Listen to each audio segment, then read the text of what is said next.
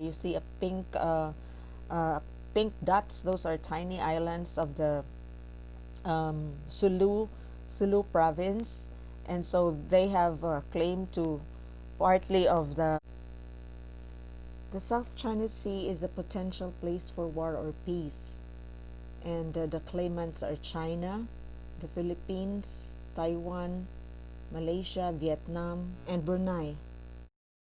China used the nine-dash line to claim 90% of the territory of the South China Sea. Now, this is without legal basis according to the UN Permanent Court of Arbitration. Each country has 200 kilometers EEZ or exclusive economic zone. So from its shoreline, you can claim that much as your territorial waters. So here that you see the Hainan province, which has a red dot, that's as far as how China can claim its territorial water. But then it reached to the edge of Malaysia. So China drew 9 dashes of lines from the shore of Hainan Island, that tiny red island, until the edge of the sea, the South China Sea in Malaysia. So on Paracel Island, Scarborough Shoal, and Spratly Islands, China made oil explorations and created naval and air facilities.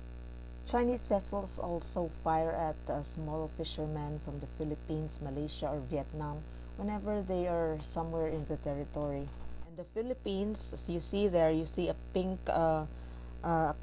dots. Those are tiny islands of the Sulu province, and so they have claim to partly of the Spratlys as well as Malaysia, and then on the upper part, the Philippines also has a claim on the Scarborough Shoal.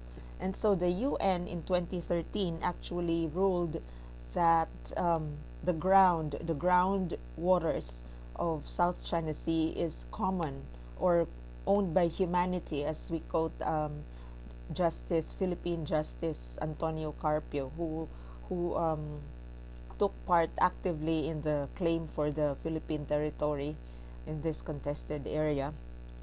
So, but China is so powerful, and it's able to finance itself for oil explorations and other projects within the area, and they just pay off the other countries.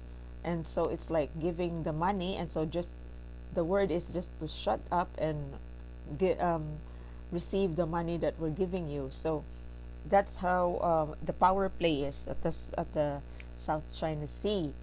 And the Philippines raised this issue before the International Tribunal, and it won. It won in 2016, saying that the West Philippine Sea is indeed a territory of the Philippines. All the other ASEAN countries supported the Philippines, although they did not take part in the filing of case. But they have time and again issued statements um, criticizing China for its incursions. Despite all this, like repeated calls to sit down and stop your incursing into this territory, China has never listened. And it is important that this community of water is shared, because this is a navigational pass to India, and then to Middle East, and then Africa. This is where you go through. And so aside from being an important source of marine life, it is also a navigational passage, and monopoly of access means monopoly of power. So what is really at stake here? It's world peace. The South China Sea is the staging ground of China's military dominance. It has established naval and air power in the region in a silent and relentless way. So, aside from being a strategic navigational gateway, it is also important for peace.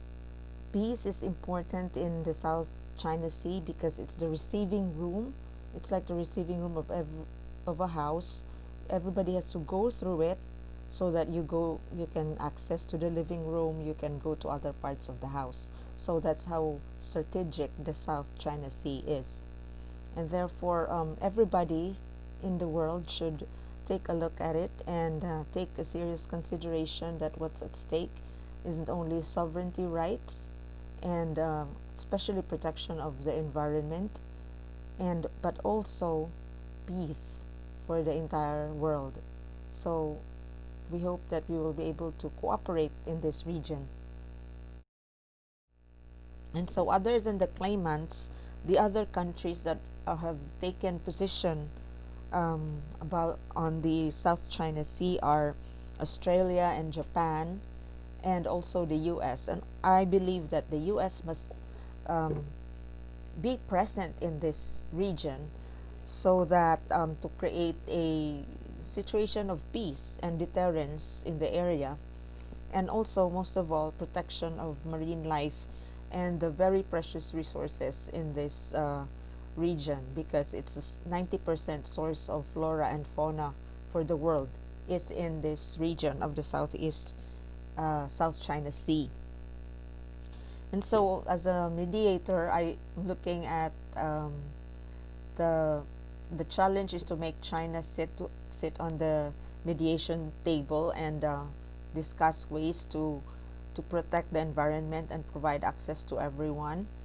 And I see that the New Zealand government would be in the position to sit as mediator because of its track record of being neutral on this issue, and also um, its track record of providing care for its people.